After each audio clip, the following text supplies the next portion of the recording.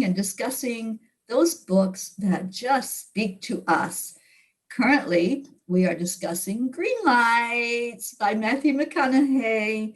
And as far as I can tell, we are all loving it. I know I certainly am. So thank you to all of you who are here. We have our birthday girl, Christina Leftwich. Oh, hi. Birthday Bye. to you. We have Charlie in New York. Hello, everyone. You down in Florida. And Mary Lou up in Massachusetts. Hi. Say that Christina's in Michigan. And I'm out here in sunny California. Don't hate on me. It's absolutely gorgeous here today. The sun's shining bright and it's just such a beautiful day. And I'm enjoying being here. The angels know how to keep me away from that bad weather. they've certainly done that this whole trip. And Linda, I'm sure that you got some sunshine down there in Florida today too.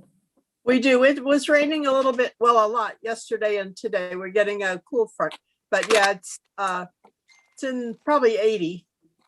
Okay. Yeah, nice. Nice.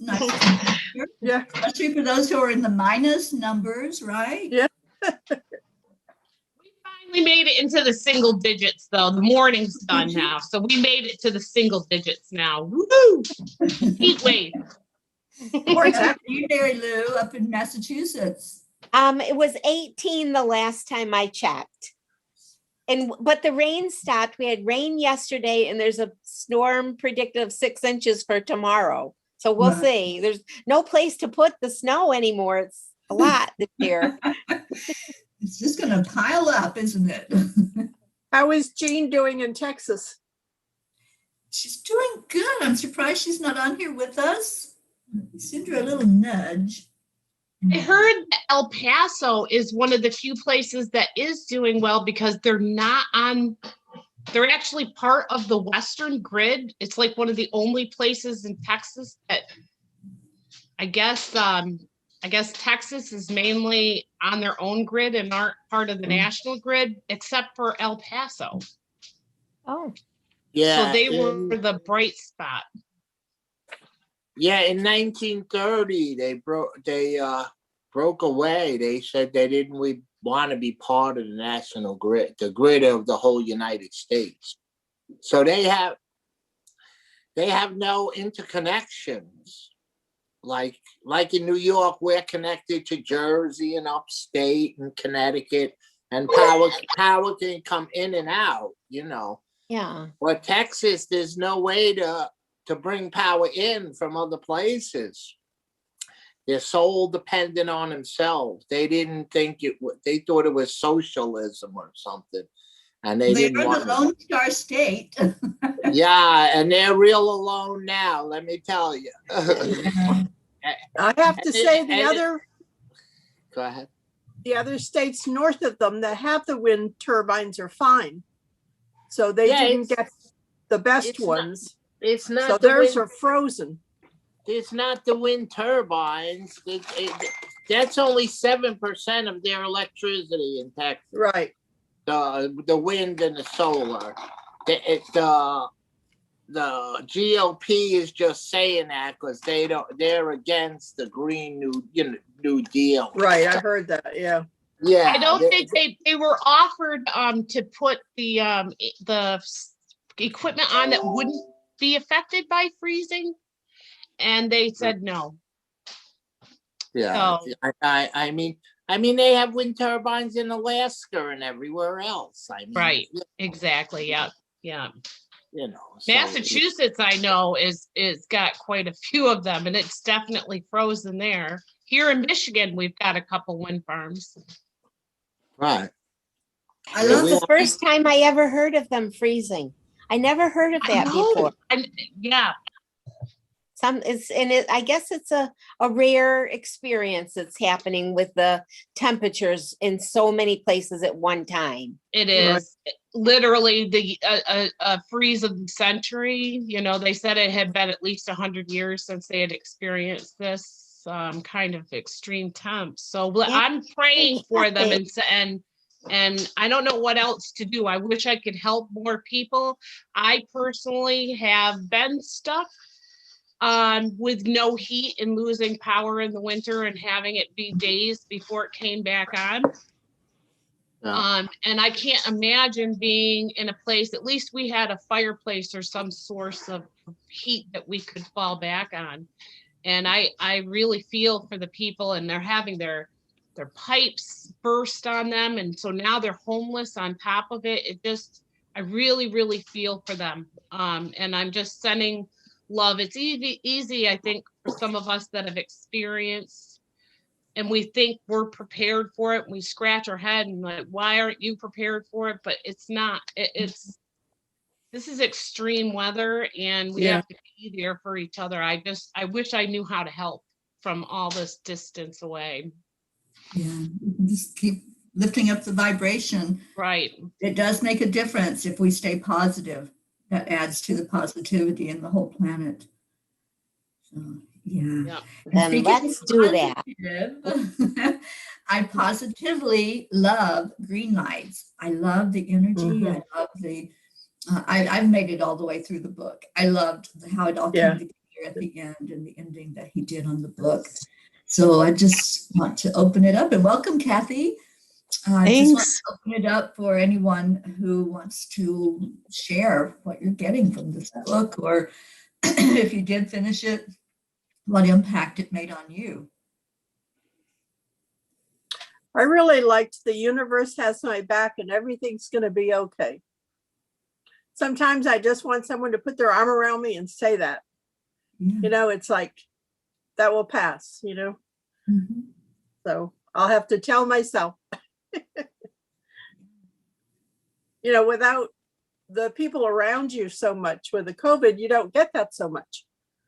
You know, like Terry, I used to go down and have lunch with you, and one or the other would say, it's okay. It really is okay. You know, and it's just nice to, you know it, but it's nice to hear it sometimes. Absolutely. And Linda, you were there for me through so many things. Oh, thank you. When I went through breast cancer, you were there. You know, it's like, I'm not staying away. I'm going to show up and be there to support. And you certainly did, big time. And, you know, many times in my life, you've been there. And this whole journey that I'm on right now, you're very beautifully supporting this. Oh, thank you. I wasn't asking for a compliment, but I'll take No, one. I'm just saying this is what we do as light workers. That compassion comes forward. And when we can feel that support coming from others, that's the universe sending us the earth angels that show up for us. And you're certainly one of those earth angels, and you all are earth angels for me. I want to thank each one of you.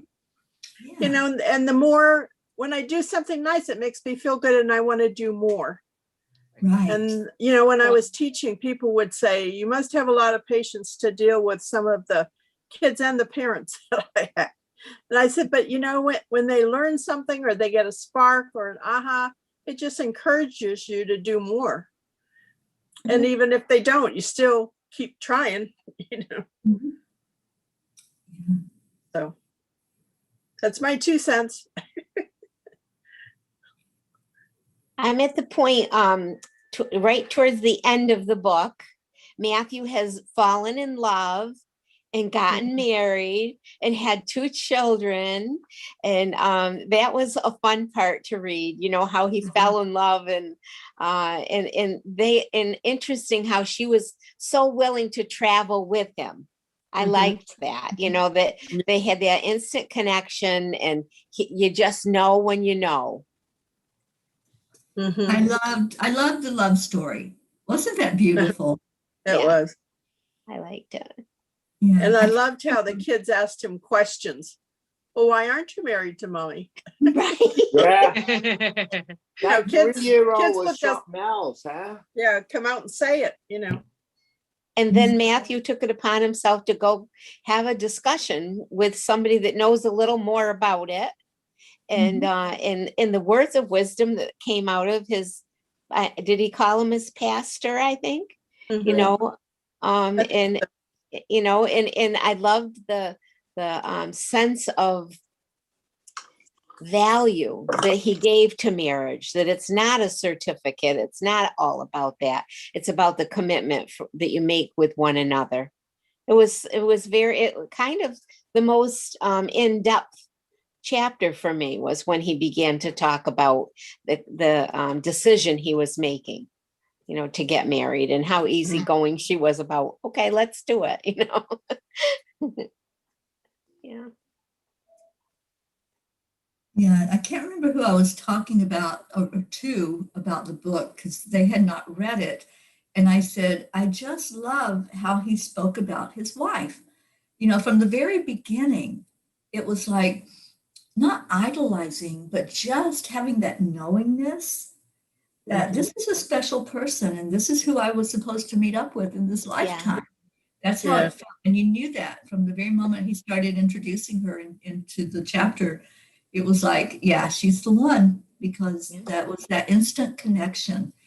So many times we have that soul connection with somebody. It may not be a spouse, it may be a friend, but we just know them. Do y'all experience that? You just know them on that higher spiritual level, and you know that you're supposed to be in each other's lives. So that was what I was getting from when he was talking about her. It was just a beautiful spiritual connection.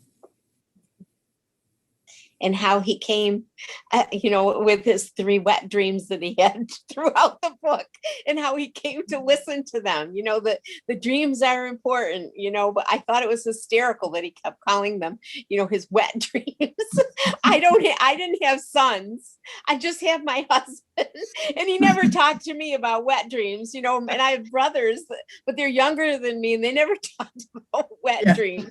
And, you know, he brought that in, you know, to introduce the fact that he was listening to himself. I think our dreams do tell us things, but he was so in tuned with them, you know, and made that decision to go to South America and then to Africa. And then to go find his wife, you know, and you know, in other words, he was listening to that inner voice, and it brought him to the green light, you know, experiences.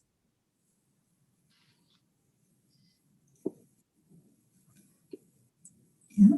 Everything that we need to know is inside of us. When we can open up and listen to those voices that are opening it up for us, then we do find the miracles. We do find those aha moments and that special person that we're supposed to be connected with. It's all right there. And we don't have to have outside stuff to bring it out in us. We can all do that inner journey. And I think that was throughout the whole book that he shared that, you know, going inside, even when he took that journey across the country, it was all to go inside and spend that time to really look at, you know, what is this all about? And I've done that so many times in my own life, you know, and I'll just sit with myself. I'll go off somewhere alone and just sit with my angels and my spirit guides. And I'm like, okay, I need some answers, you know, and help me to uncover those inside of me. Yeah. Did anyone of you see the Dallas Buyers Club movie? I didn't see it. No. Did you, Charlie? No, I was just wondering because I'm intrigued. I want to see it because that's the one where when he lost all that weight, you know, and he went down to 100. Oh, that picture was awful. Yeah, it looks like God. He's like, Oh. He did that in Magic Mike also. He lost a lot of weight for that movie. yeah, it's like, Yeah, but he looked fairly healthy. I mean, if you could at that thin, right? All his little bones were sticking out though. Yeah. that was Yeah. like crazy. My favorite movie of his is Serenity. I can't even tell you how many times I've seen that movie. And I still think about the ending of that movie when I think about how nothing is real, how everything that we think is the way it is really, it's just energy. It's just energy. And that's what the end of the movie showed. Everything is just an illusion. I don't think I've ever seen that. It's a very intense movie. And I saw him on a talk show talking about the movie.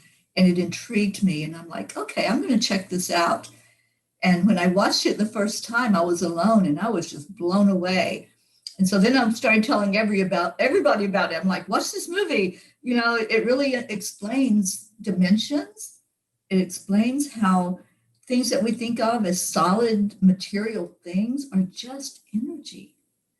You know, they're in movement.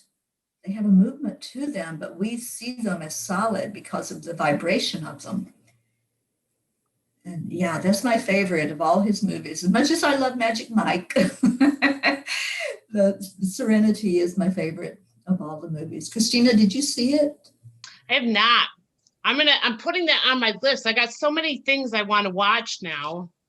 But I'm definitely putting that down, especially with that kind of a recommendation. Yeah. You know what would be cool is if we could do like a movie night. Watch party. Online, a watch party and watch some of this stuff and then talk about it, because I think that it brings up so much discussion when you really understand about dimensions and you understand about material. Okay. So we have to have a movie club, and you got to watch the movie. We could do it as part of the book club. It could be a book and movie club. See, and I don't think it does, but I'll look and see if that big screen, if there's any version of that that's also online, like you could watch it on your PC if you needed to. Okay. I'll look into that. I don't know if they do or not, or if you have to be in a VR environment, but they allow all different kinds of VR. So like I've got Oculus, but other people have PlayStation VR and stuff like that. So, but I'll look to see if they allow it on PC too. Or if they don't, When you made that comment yesterday about the virtual reality, and you said it was Oculus, I think it changed it to Octopus. That's funny. I'm going, what Of course the world it did. is Octopus? It was interesting because people came in and then we were able to have a little bit of a discussion afterwards about it. And this in that environment, you can do it like in a theater, or you can do it like in a living room, or you can do both. Like you can watch a movie and then go into a living room or out on the balcony. Yeah. I have no idea what you're talking about. I've never done anything. It's but a I wanna virtual, learn. yeah, it's a virtual reality headset that you put on. Oh, And yeah, my it's- brother has that. One of my Okay, bro- yeah, Uncle Mark. Yes. Yeah, I knew it. And he Yeah. He said to me at Christmas time one year, go down in the basement and put it on. And I said, no, I'm not doing that. I wish Suzanne was on, because that's when I was having vertigo. Oh, And I said, I am not doing no, that. no, I don't blame know. you, because it's taken me a while. You do get used to it. But when Yeah. there were a couple of things I had to take the thing off because it was really messing. The eyes were showing complete movement, like real, like your brain was going, I am moving, but yet we really You weren't weren't. moving. Yeah, and Yeah, it kind of took that a minute to address itself. But like I said, it's cool. I had people yesterday that were from Scotland, Norway, and what was I think New Zealand was the other one. And they just sat and listened, and then afterwards we just had a little bit of a discussion afterwards, and we all keep saying it's great because it takes away all the borders and you feel like you're literally sitting on a couch next to somebody. I have made the mistake, it's a little dangerous. My son keeps saying, I'm going to make you a room just so you can be enclosed because you're dangerous with this whole thing. And I know what he's talking about, because I have went to go put my hand controller down on a table that isn't there. Because after so long, you're like, it is very realistic is what I guess. So why I'm do you getting want to to. do that? Why do you want to take you to a place that isn't real? Well, right now I can't go anywhere else. Nothing's real.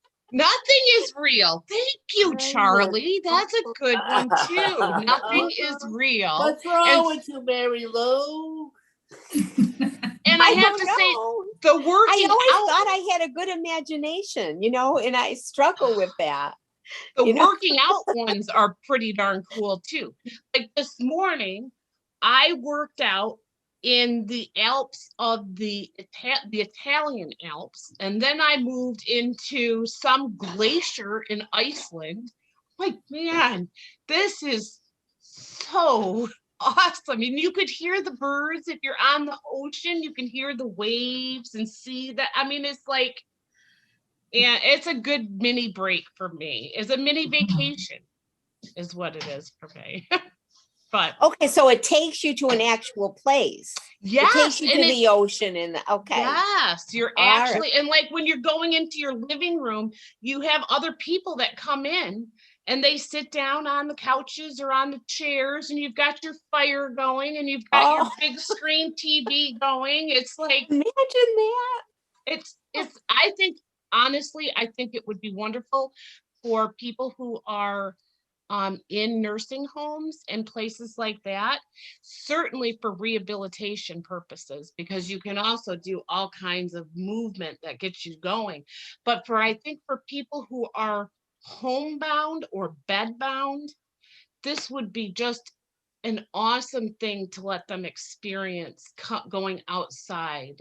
And like I said, the other cool thing for me, because I'm such a people person, is being able to actually have discussions and interaction with people from around the world that I just am like, wow, this is cool. You're in my living room and you're in New Zealand. That's so weird, but it's cool. So if you're on with another person and they have the same machine, do you go to the same place? You can, You you both can go see the to, thing? yeah, yeah, yep, So you can The first, stream, go ahead. you can stream anything that's going on live, like any program. you Yes, watch. I was streaming you live yesterday for Gratitude Happy Hour. I love that. Yeah, yep. What show were you on? I use an app called Big Screen. Oh, okay. And you can watch movies 24 hours a day that they have, but plus you have all these people that they host a room. And you can decide whether it's going to be a private room, whether it's going to be a public room. And then people can come in or out, and you're just basically hosting the time together. Hosting the party. Yeah, but we watched the Yardy Gras too. That was another thing we Yardy did. Gras. We watched Oh, somebody fun. who was walking tour of New Orleans. Oh, that's And fun. I'm like, oh my gosh, I'm gonna host that for a quick second. And then you could hear some music. So they were playing yesterday because it was Fat Tuesday. So they had different music playing too at the same time. It was cool. Yeah, actually, I was reading Dear New Orleans in the book, and on Monday night, right before Fat Tuesday, and his description, that one page of New Orleans, I really liked how he explained, New Orleans in the book. It was, You And it's just like that too. Yeah, Yeah. I want to go now. I do. Between Sherry Myers, because Sherry's got me She's fascinated. been posting awesome pictures. Yes. And Yeah. to see the resilience, there seems to be quite the community spirit Yes. that happens there that I don't think necessarily happens everywhere. No. That I'd like to see. You got to be a certain person to live there. I would imagine. Yes, you do. Look at what they've been through. Talk to Well, my we've husband got about the people he we've got works with. Canadian- Oh, really? What do you mean, Kathy? Yeah, they Hey, have hon, the area destroyed and they've rebuilt. what are the people from New Orleans like? Well, we're all seeing Yardy Gras, and we're talking about that. And in in the book, Matthew McConaughey mentions the time when he was working there and whatever. And they're all saying that the people of New Orleans have a sense of community and they're all bonding together during this trying time. Listen, the yard things are a big deal. That could be But like honestly, in their smaller communities, but I don't think it's everywhere in New Orleans. There's a I'm lot sure of there's violence certain there. divides. I picked up on something on the news last night where they were saying that the people that are supported financially by building the floats for the first time came together and supported each other in that way. And that their hope was that would be ongoing. You know, Right. rather than that sense of competition They're of who's trying to going to win the change things, prize, yeah. that they were sharing their techniques and things in a way that, Honestly, so that's a it- good thing. it is given me, like it, I like my little community. We have our flaws, being a small town, but I like to promote that kind of spirit of joy and stuff. And I honestly have to say that I am in the works with some other community people, thinking of what we could do next year and maybe doing a Yardi Gras here. You know, it's freezing to do it, but we need something. You know, Well, it's a long, It's like a continuation of Christmas if you think about it. Yeah. Do a Snowdy Gras. Lights and Snowdy decorations. Gras. Oh, I'm writing that down. Snowdy Gras. You can turn your area into a snow globe village. Yeah. There you You know, go. we've tried Make it so hard. unique to your We area. try so hard to we do a snowman festival that we started here in town, but Yeah. it just, you know, Is that snow is like a that fickle book thing. and movie? We have none when we're supposed to have the snowman festival, and then as soon as the date is over, it Then snows no. like crazy. And it does. We've tried a couple different times and dates, and it's like, okay, whatever. So we just threw in a competition that part of it is a no snow snowman. We had to come up with a different trophy, and so that's what we did. Any kind of snowman, but it can't be made out of snow. Oh, well, Well, I seen the baby Yoda made out of snow. Yes, I saw that too. Yeah, that was really good. Yeah, He that does was something really every good. year, that guy. Yeah. Yep. Yep. So I'll get back to the book. Oh, I kind of took over between Oculus and That's okay. I'm enjoying this conversation, as Abraham would say. I really like the dirt roads in Audubon. Yes. The road less traveled may not be a dirt road. For some, it may be the Audubon. Robert Frost was right. Taking the road less traveled can make all the difference. Yeah. But that road isn't necessarily the road with the least traffic. It may be the road that we personally have traveled less. The introvert may need to get out of the house and engage with the world, get public. The extrovert may need to stay home and read a book. Sometimes we need to get out there. Sometimes we need to get in there. Some days our road less traveled is a solitary dirt trail. On others, it's the subway on the 7 line. And I really like that. I love that too, Christina. That really touched me when I read that because, you know, this travel journey that I'm on, I've seen all kinds of roads. And I just kept thinking when I was reading that part of it, or it was being read to me because I'm doing Audible, I had to play it again because I'm like, I love these words and I love the whole message that sometimes, you know, it's not where you see all the adventure and you see the pictures, you know, and you want to go there. Sometimes it's those little blessings that you get from going on the back roads.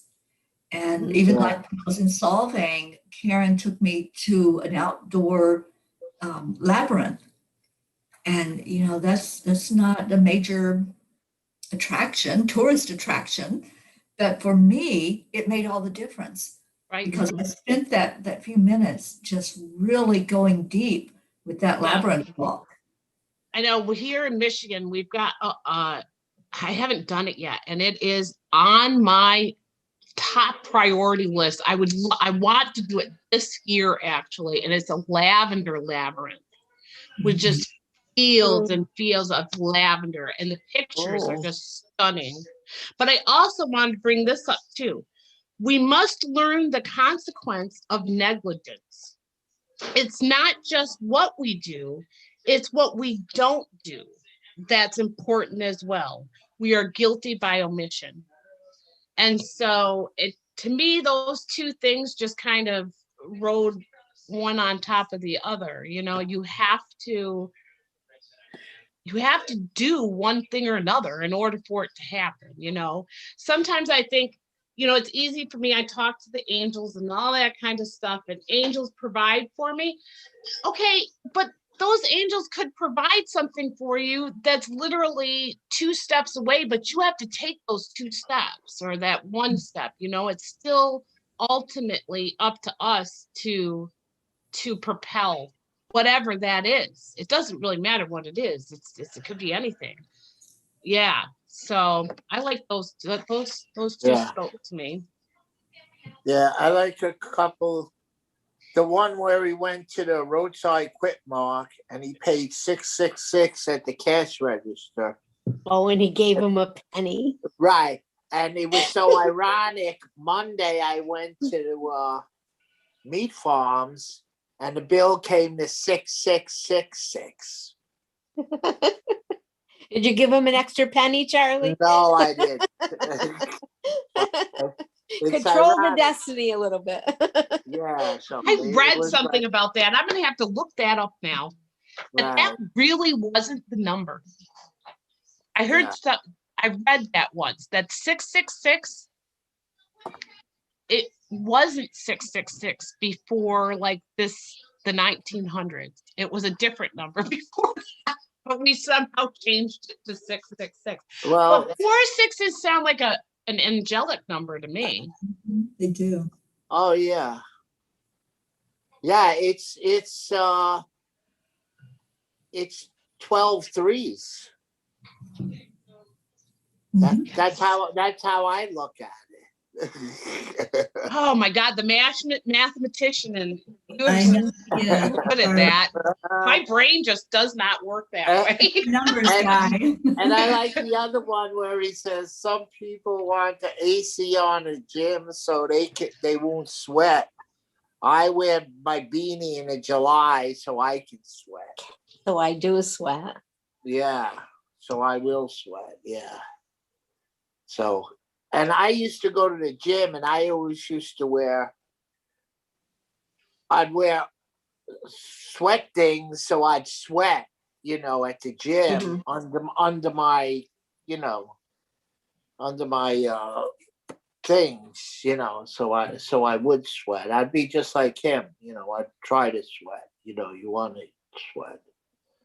So. Which kind of leads me to remember in the book when he went to Africa and he had a wrestling match.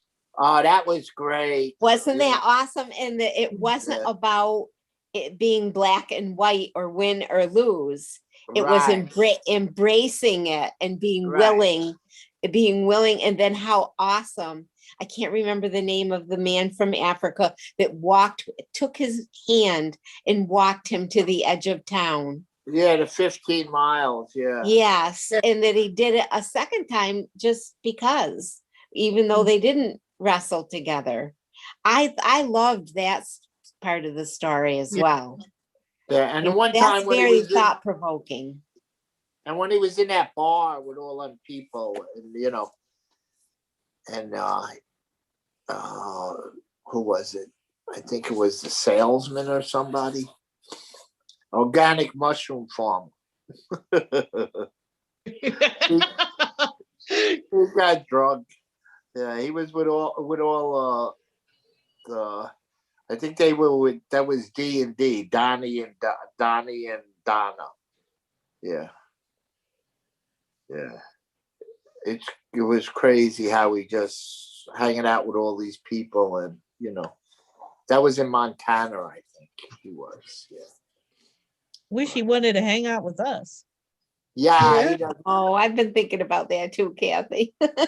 No. Well, I came to Hollywood to find him, but I didn't find him yet. He I might also be in didn't Texas find with the- Gene. I didn't It's in find the Hollywood Texas. sign. I don't know how to find the Hollywood sign. I wanted to see it. Oh. I'd love to have a picture with the Angel Mobile and the Hollywood sign. Yeah. Right. That would be awesome. So I want to share with you, Charlie, the angel number 666 may be related to nurturing and helping other people. You have some special skills and you're supposed to help people around you. And then 6666, let me get back to that. This number may represent your skills and powers. You have special gifts and you should use them to help other people. This way you will benefit not only them, but also yourself. So it's a very positive number, actually. And I knew that it was a positive number. Well, I do help other people all the time, so I know you do. Yes. so it's right on with the numbers, you know. And so I'm really connected with the 333s and the 666. Yeah. Well, it's just an acknowledgement, I think, from your angels, just showing you how beautiful you are. Yeah. Okay. See, again, we can assign meaning, you know, how we choose to. So we could look at the 666 as unlucky, or we could look at it as a wonderful sign, a pleasant sign. Yeah. We make those choices every day, don't we? As Yeah. the Course in Miracles teaches us, we assign the meaning to things in our life, to people in our life. So, yeah, but I choose to look at the angel number and its meaning instead of how, as a society, I think we've always poo-pooed that 666. It's like, ooh, stay away, don't get near me. I've never And- understood the 13 one either. 13, I'm like, Yeah, 13 seems unlucky. kind of lucky to me. I don't know why it's unlucky. right. I agree. Okay, Don't give anybody it else? any power. I'm sorry. Don't give it any power, and it doesn't have any. That's right. Exactly.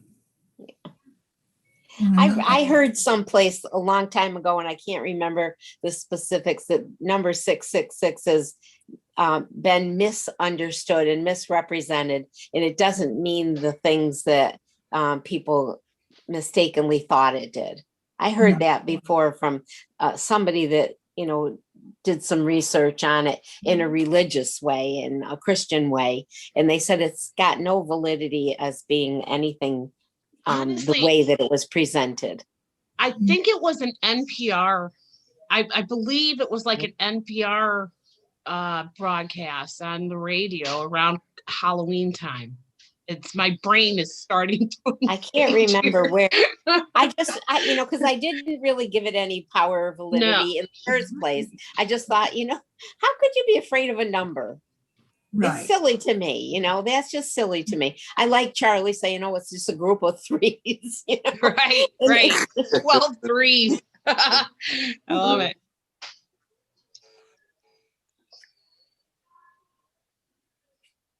And I liked how Matthew named his son Levi, and how he came to that, that his wife wanted Matthew, the name Matthew, and he thought, he gave it some thought, about, and he had a connection with Levi in the Old Testament. And that was very nice to see that. I wonder how they chose the daughter's name.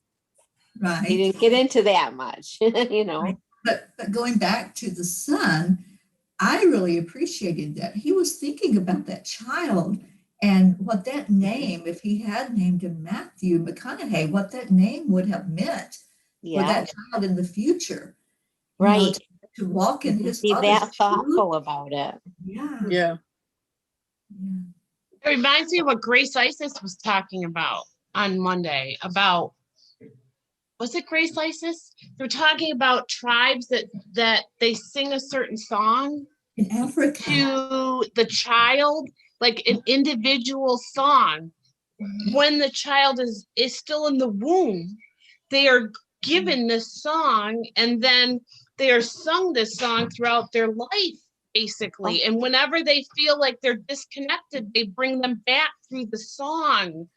Yeah, I mean, and it was about that connection and individualism. And I that just for some reason I was thinking, Yeah. oh my gosh, that's like their song, like That singing touched art, me. because our names could be our song, you know, really. How do we come about naming any of us? So it's sort of like a song, one Yeah. word. Michelle Anders talks a lot about our name and the energy of our given name. Mm, And it does, each name carries a connection, to us spiritually, along with our date of birth, where we came into the world. It all works together. And when she does a numerology chart, that's what she does. She works with all of that energy, and then it comes out so beautifully explaining our life and where we're at any given moment. And there is a lot to that, I think, to the name especially. But I was touched also by Grace Isis and yes. how she shared that, everybody celebrates that child. They sing that song. And even after the child is born, their song is sung to them before they're even given a formal name. How And I beautiful. love that. Yeah. Yeah, that was I think beautiful. about my name, and I was named after my mother's sister, and her name was Mary Louise. And I was baptized Mary Louise, but they called me Mary Lou. And then I went to a Catholic high school, and there was this nun, and she kept calling me Mary. And I went to her. I was very shy, and I wasn't, the system was set up at the time where there was probably 8 Catholic elementary schools. And I grew up in Dalton, and the high school was in Pittsfield. It was the only Catholic high school. And all the kids from the area, the area towns. So I didn't really know a lot of people. There was a handful of kids that I knew from Dalton, but we weren't all in the same courses or things like that. So this son kept calling me Mary. And I went to her after class and I said, my name is Mary Lou. Will you please call me Mary Lou? Nobody calls me Mary. And I was new, so it was important to me for my identity. And I was trying to connect and feel a part of it. And she said, you don't like our Blessed Mother's name? Oh boy. And I said, Just Well, like a that's a way nun. to twist it. and here I was really a shy person, in 9th grade at that time, and intimidated by everything that was happening. And I said, it has nothing to do with Mary. It's nothing to do with her. It's about me. I'm telling you, I am Mary Lou, and I love my name, and I also love my Aunt Mary, and her name is Mary Lou. And for the longest time, that stuck with me until I finally came to the understanding within myself that that was a good thing. I was claiming my own personhood, my own identity, and that I was stronger than I realized, because I could speak up to her and say that, And I bet you extended that to the kids that you wound up working with, and made sure that you knew what their name was, and if they had a preference and what they wanted to be called. You probably understood that from early Not on. really, Tina. You know No. what? As I got older, it became a joke where I worked, because I'd call, if it was girls, I'd call them the mother's first name, and I would call the mother the child first name, and it became like a joke. And I'm like, I'm so sorry, I'm just forgetful, and I get mixed up, but so yeah, no, it didn't work that way. I wish I could say it did, but no, it just, I think it was a moment in time for me, to experience my own self sense, and Yeah, I never really forgot that she did that. There was, and yet, there was other beautiful experiences that I had too, probably not with her. I think a lot of the women that were back then in the teaching field needed to be, the way that their whole experience was, if you became a sister of that order, you were a teacher. If you wanted to be a nurse, you went into a different order.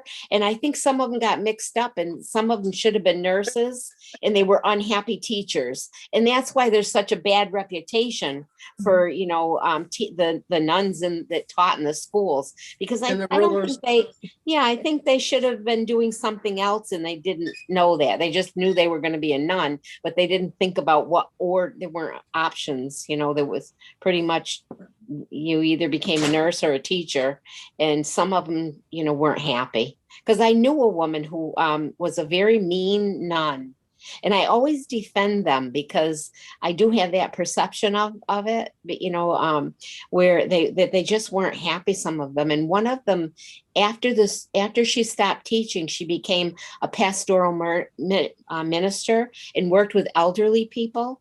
And she became a totally different person. And you'd Wow. see her at church. And I remember a group of kids my age at the time, we were adults, but we had gone to school together. And one of them said, "You were so mean." I mean, she used to do things like say, "The Holy Spirit is in this room. And if you misbehave, and make the Holy Spirit be something negative and frightened, instead of a beautiful experience of God connectedness." And she'd, when you give a test, you'd have to put your arms behind your back so that you wouldn't change the, you could only you'd have your arms behind your back, and you corrected your own paper. And if you had it wrong, you take your pencil and put an X next to it. But that's the kind of extreme things that she would do. But we called her on it later on when she became a pastoral minister.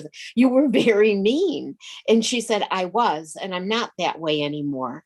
And she said, "I have lots of regrets of being a nun in the schools.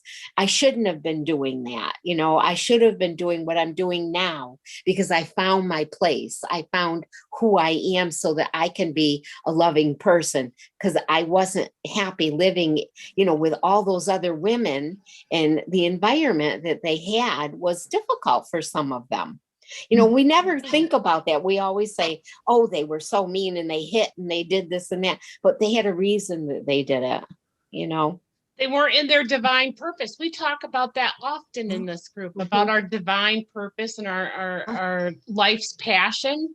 And that's, even the most, like, you would think of a nun as being very engaged, and no, they're people too. Yeah. They struggle just as much as the rest of us do, I think. Yeah. And you get introverts and extroverts and, Sure. Yeah. They're learning just like we all are. Yeah. Mhm. But that way to get back to, I kind of took us off track, which I'm Irish and I do that. I blame it on being my Irish. We forgive you. I don't know if it's true or not, but I don't stay on that steady track. I always go off into little side stories, hopefully I can come back and say, but it is about our name, and our name has an identity that has lots of meaning behind it and the reasons why. And it was pretty cool that Matthew gave some pre-thought to that in the book. Yeah, I agree. And also it reminded me of that part of the book where the kids wanted to call him Matt, and how his parents got so upset with that. That's right. In the beginning. Yeah. Yeah. Yeah. And my mother and father had Claire Ann, Paul, Margaret, Mary, Llewellyn, Peter, Jimmy, John, Kathy, and Mark. Those are my brothers and sisters. And she'd stand at the door at 5:05. It's supper time, and she'd say all our names right out into the nature, Well, Mary Lou, did you ever have the experience where your parents wanted to reprimand you and they went through every name but yours until they got to yours? Big joke. That's what happened to me. My mom only had three of us. but she could never get our names right. Right. And Nope. and I only have 2 brothers, so I could be Joe or Paul, Yeah. Yes, yes, yes. and they could Yep. be Kathy. So And then the aunts are like my mom would do the same thing to us. There was 3 of us, and she would go through her sisters and brothers' names still, I mean, it just was. Oh, I love it. There was 4 of us, but there was always 5 or 6 or 7 living at the house. Right. My mother And would some- have some of the Aloysius cats- Anastasia. The Yeah, cats, that's the how my dogs, sometimes went through the whole list. Yeah, With you you. never knew who was sleeping on the couch the next morning. Right. that's what my house is like Yeah. now. That's So, nice did I though, know- right? Did I know that you have sisters? Did you all go through that as well? The confusion with the names? What, mine? Linda. Oh, Linda. Oh, I'm sorry. Yeah, there were 4 of us. When my dad would get mad, he'd go through all of our names Yeah. and just say, well, damn it, whatever you did, don't do it anymore. Whoever you are. Whoever you are. Whoever you are.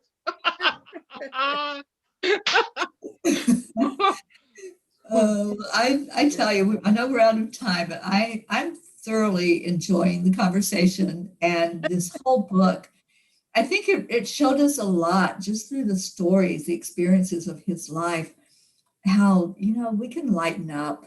I really Yes. feel like life is meant to, yes, have the lessons and the blessings of it, but also to find joy.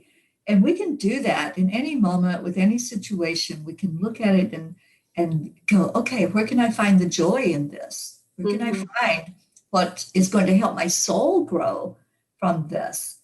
And go to the positive part of that blessing. And some of the blessings are hard to get to that point, but they're all for our own growth. And that's the whole thing. It's not happening to us, it's happening for us. And when we keep that perspective going, and we can Made find for that the moment. I have the book open to this. Made for the moment. We are all made for every moment we encounter, whether the moment makes us or we make the moment, whether we are helpless in it or on top of it, the predator or the prey, we are made for that moment. Yes. It's There's a lot of almost- parallels between It's that and of almost- course miracles. Go ahead, yeah, Charles. and it's like today's miracles. The universe has my back, and everything's going to be okay. That's what was today's. You're right, Charlie. Yeah, so it's just like today's lesson.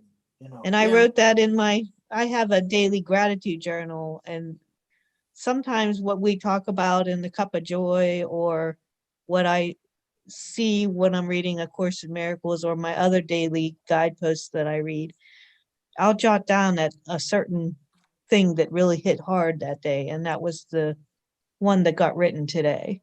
Yes. So yes, universe has our backs. Mhm. Back.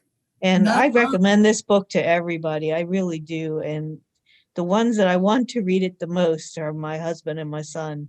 I just think they would really, really enjoy it if they could just think about reading for a change. Well, yeah, but maybe you could play it in the background on Audible. And then at least maybe they pick up something out of it. I could. I still have it. It's in my phone. I ordered it and I got it, but Mm-hmm. I listen to it at night sometimes and I fall asleep too. Yeah, maybe play it out loud or instead of in your ear. You never know. Maybe, I had a couple kids show up in that virtual reality room yesterday, and there's things they can do that they can draw pictures and stuff while they're sitting in there. It's crazy, but I was like, what the heck? A lot of adults will just boot them out of the room because they're a distraction. And I'm like, who knows what they might hear out of this discussion? And I knew that the discussion that Terry was having with Lisa was not going to be inappropriate for a child to hear. So, or at least not for me. So, yeah, so because you just never know. There might be that little angel that's on their shoulder that's like, oh, we're going to make them hear these one or two lines that might actually make them sit down and go, what did that mean? You know, you Yeah. never know. Especially our discussion that we had yesterday about, hearing that intuition, hearing that guidance inside, and having the trust and the faith that you are hearing that it's not ego, that it is coming from your higher self. That was the gist of our whole conversation yesterday, was how do we know when we're on our path? How do we know when we're being guided? So I'm glad that they were there to hear that, Christina. Thank you. Yeah, I mean, like I said, they were kind of, and this one kid kept talking while I was drawing, and he was telling me what he was drawing. But I mean, it's just like I said, a lot of adults just kind of kick them out. But you guys at Enlightened World Network have me thinking about this whole kids and reaching them at a little bit earlier, and how can you do that? And anybody who's worked with kids know they have about a 2-second attention span.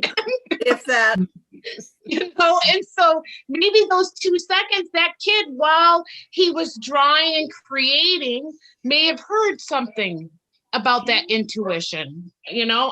I may never know, but why not? I know. Absolutely. I love it. Well, we are out of time. In fact, we're over time, but that's all right. There is no time.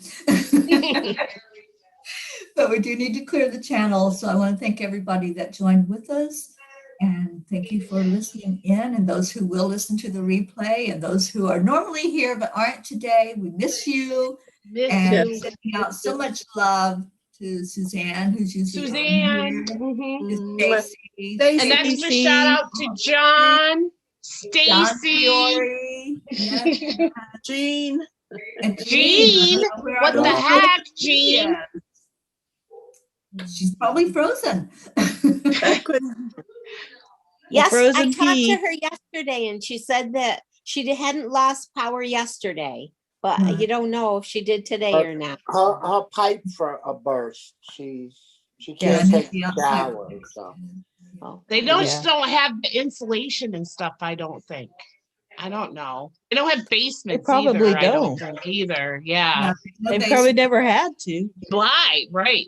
yeah. Especially El Paso. That's pretty far south. I mean, Yes. Wowzers. And Mexico. west. Yeah. and west. Yeah, you're right.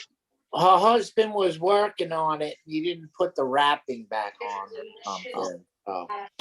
So that's why she thinks it froze. Mm, Sending so much love out to our frozen peas. yes. Yes. The ones that are recovering and going through struggles physically. We are sending you so much love, and sending out love to everyone who's listening, and have a beautiful rest of your day or night, wherever you may be. And Namaste, y'all. Hey, y'all. Namaste, y'all. They, we'll see you later. Bye.